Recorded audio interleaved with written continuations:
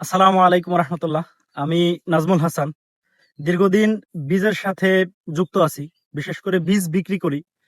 তো কখনো কখনো মনে হয়েছে যে বীজের এই সাইডটা একটু ভালো দরকার, বা একটু ভালো হইলে কৃষক আরো একটু লাভবান হইতো। তো এই যে যে কৃষক লাভবান হইতো, এই দিকটা চিন্তা করে নতুন করে নতুন কিছু ভাবনা ভিতরে আসছে, যেগুলা আমি আপনাদেরকে ইতিমধ্যে একটু আগাম ভাবে জানিয়েছি। এবং আমার কিছু বীজ, যেটার আমি নামকরণ করেছি হচ্ছে কর্ণফুলী। এই কর্ণফুলীটা আমি বিভিন্ন জায়গায় ছড়িয়েছি, বিশেষ করে রাজবাড়িতে, এরপরে আমার ফরিদপুরের কয়েক জায়গাতে, কুষ্টিয়াতে, পাবনাতে, এরপরে হচ্ছে ভোলায়, কুমিল্লায়, এবং কক্সবাজার, যেটা ভিডিও আপনারা পেয়েছেন। তো এই যে বিভিন্ন জায়গায় দেওয়ার যে বিষয়টা, এটা হচ্ছে আবহাওয়া সহনশীল কতটুকু আসে, এটা হচ্ছে একটা বিষয়। এবার আসেন বীজের যে বিষয়টা। বীজ, আপনি সঠিক বীজ যদি নির্ধারণ না করতে পারেন, বীজে বিশেষ করে ছত্রাক সমস্যাটা অনেক বেশি আসে। তো এই দিক যদি আপনি লক্ষ্য করতে পারেন, আর এই দিকটা লক্ষ্য করে যদি চাষাবাদে আপনি বীজ উৎপাদন করতে পারেন, আর এই বীজটা যদি সঠিকভাবে কৃষকের হাতে দিতে পারেন, অবশ্যই কৃষক লাভবান হবে, ইনশাআল্লাহ লাভবান হবে। দেখেন আমার হাতের ডাইনে যেই সাইডটা আছে, এটা অবশ্য আমাদের ভাই, যে রাকিব ভাই আছে, আহ, আহ, ভাই এটা পরিচালনা করতেছে, কিন্তু সাজেশন সব আমাদের থেকে যাচ্ছে। রাকিব ভাই, আপনি একটু আসবেন, এটা একটু লাগিয়ে দেন। এ হচ্ছে রাকিব ভাই, উনি এটা পরিচালনা করতেছে। এবং এখানে 1 একর জায়গা আছে, পুরো 1 একর জায়গা ধরে যেই বীজটা চাষাবাদ হচ্ছে, এখানে কদম দেখেন, আমি আরো একটু দেখাই। এক একটা স্টিক একেবারে কি সুন্দর সোজা, গাছের গোড়া থেকে শুরু করে একেবারে দেখেন উপর পর্যন্ত। এই কালিগুলা ফুটতে আহ ধরেন আর 15 দিন লাগবে, বা 10 দিন, এমনটা লাগবে। তো এখানে যেই বিষয়টা হয়, যে আপনি যেই বীজটা উৎপাদন করতেছেন, এই বীজটা কতটুকু পরিপূর্ণ হচ্ছে, এটা হচ্ছে একটা বিষয়। তো অনেক দানা দেখা যায় কি, যে রিং আসে, রিং, যেটাকে ফাটা বলে। এটা একটা ইফেক্টিভ ব্যাপার। এই ইফেক্টিভ ব্যাপারটা এমন যে, যদি দেখেন যে এখানে রিং পড়া থাকে, তো এই রিং পড়া জায়গা থেকে কতটুকু আপনার রস উপরে আসতে পারে, বা একটা বীজ পরিপুষ্ট হইতে কতটুকু রস প্রয়োজন হইতে পারে, এখানেই তো নিচে বাধাগ্রস্ত।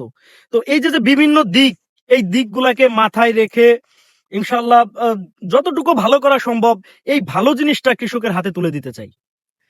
এবং পরিশেষে বলতে চাই যে ছত্রাকজনিত যে ব্যাপারগুলো থাকে, এই ব্যাপারগুলো ছত্রাক মুক্ত করে যদি দেওয়া যায় কৃষকের হাতে, তাহলে আরো ভালো। অনেক বীজ দেখা যায় যে অঙ্কুরিত হয়, অঙ্কুরিত হওয়ার পর কিছু দূর গজায়, যেমন 5 থেকে 7 দিন পর পুরা চারা হলুদ হয়ে যায়, হলুদ হয়ে মারা যায়। এটা কিন্তু বীজের ঘাটতি, এটা স্পষ্ট আকারে বোঝা যায় বীজের ঘাটতি। নতুনত্বের যে বিষয়টা, এটা হচ্ছে আপনাকে যেটা একেবারে প্রথম ধাপে উৎপাদন করা, এবং ওই বছরে বীজগুলা শেষ করা, পরবর্তী বছরে নিয়ে যাওয়া, পরবর্তী বছরে নিয়ে গিয়ে যে বীজ নষ্ট হয়, বিষয়টা এমন না। কিন্তু অনেকটা দেখা যায় যে অঙ্কুরিত হয়, কিন্তু হওয়ার পর ওই বীজগুলা আর পরিপূর্ণ ফল দিতে পারে না। এই জন্য যেই বিষয়টা আমরা নিয়ে কাজ করতেছি, এটা হচ্ছে পরিপূর্ণ বীজের যে পরিপূর্ণতা আছে, এই পরিপূর্ণতা ভাবে এই বীজটাকে তৈরি করা। তো আমাকে আপনারা সবসময় এই ভিডিওতে পান, আমি ফসলের বিভিন্ন দিক তুলে ধরি, বা বিভিন্ন রকম আহ, তথ্য দিয়ে থাকি। তো আমার সঙ্গে রাকিব ভাই আছেন। রাকিব ভাই, আপনি এখানে এটার দায়িত্বে আছেন, খুব সুন্দরভাবে এটা পরিচালনা করতেছেন। তো এখনো পর্যন্ত আপনার কাছে কি মনে হচ্ছে যে এটা খুব ভালো? হ্যাঁ, এখনো ভাই খুব ভালো আছে এটা। আচ্ছা, আপনার এখনো কোনো রোগ ব্যাধি লাগে নাই, সুন্দর আছে, সুস্থ আছে এখন। যাক আলহামদুলিল্লাহ। এটা খুব সুন্দর একটা ব্যাপার। আর সব থেকে যে ব্যাপারটা, এই যে যে কালি, এটাকে আমরা কালি বলি, অনেক জায়গায় স্টিক বলে। তো এই যে রিং ফাটা, এরপরে বাঁকা হয়ে যাওয়া, এখানে আমি একটা তথ্য দিয়ে যাই। এই তথ্যটা অনেকেই এই বীজ চাষাবাদ করেন, আপনারা যারা বীজ চাষাবাদ করেন, প্রথম দিক থেকে হার্ড গ্রুপ ব্যবহার করবেন না। প্রথম দিক থেকে যারা ট্রাইফ্লোক্সিস্ট্রোবিন এই জাতীয় গ্রুপ, এরপরে ফ্লুপাইরাম, পাইডিফ্লুমেট্রোফেন, এই যে এই জাতীয় যত হার্ড গ্রুপ আছে, এই গ্রুপগুলা যদি প্রথম দিকে ব্যবহার করা হয়, তাহলে গাছ হার্ড হয়ে যায়। ফলে যখন স্টিক আসে, স্টিক আসার পর এটা আঁকা বাঁকা হয়ে যায়। আর যখন কোনো স্টিক আঁকা বাঁকা হয়ে যাবে, ওই গাছের যেই আমরা বলি যে মোর বাদে, যেটা পরাগায়ন হয়, এখানে এক পাশে দেখা যায় কি যে মাছি বসতে পারে, অপর পাশে বসতে পারে না। তো ওই জায়গাগুলো যে ফাঁকা অংশ, এটা কিন্তু কোনো কিছুতে কভার হয় না। তো এই জায়গাটাকে চিন্তা করে যে যতটা সুস্থ সবল ভাবে তৈরি করা যায়, এটা নিয়ে অবশ্য আমাদের কাজ করা। তো রাকিব ভাইকে অনেক ধন্যবাদ। রাকিব ভাই এত সুন্দর পরিবেশে এগুলাকে গড়ে তুলতেছে, এবং এটা নিয়ে অবশ্য আরো ভালো ভালো তথ্য আপনাদের সামনে নিয়ে আসবো। তো প্রথম দিকে যারা যে তথ্যটা দিতেছিলাম যে যারা হার্ড গ্রুপ ব্যবহার না করেন, অনেক সময় দেখা যায় কি যে বেশি রকম হার্ড হয়ে গেছে, সেই ক্ষেত্রে গাছ নরম করে এবং গাছের গোড়া নরম করে, স্টিক গুলাকে নরম করে ওই নরমের সাথে যতটুকু সোজা করা যায়, এই ক্ষেত্রে দানায় জ্যাম প্রোটা খুব ভালো কাজ করে, যেহেতু এর মধ্যে ডাইমেথোমোরফ আছে। এটা খুব ভালো কাজ করে।